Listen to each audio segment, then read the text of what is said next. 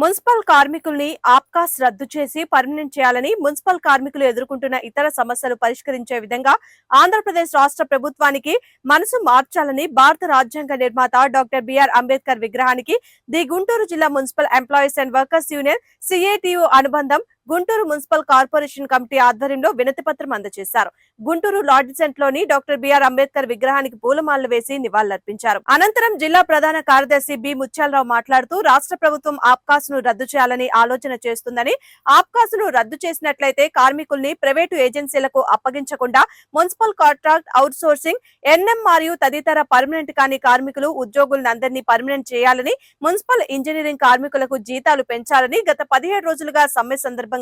రాష్ట్ర ప్రభుత్వం ఇచ్చిన హామీలను వెంటనే జీవోలు విడుదల చేయాలని, అలాగే అనారోగ్యంతో ఉన్న, మరణించిన, 60 సంవత్సరాలు నిండిన, రిటైర్మెంట్ చేసిన కార్మికుల కుటుంబ సభ్యుల్ని పనిలోకి తీసుకోవాలని రాష్ట్ర ప్రభుత్వం మనసు మార్చాలని డాక్టర్ బిఆర్ అంబేద్కర్ కి విన్నవించినట్లు తెలియజేశారు. ఈ కార్యక్రమంలో యూనియన్ నగర అధ్యక్షులు పూనేపల్లి శ్రీనివాసరావు, నాయకులు కుంభా శివయ్య, కారసాల సౌరమ్మ తదితరులు పాల్గొన్నారు.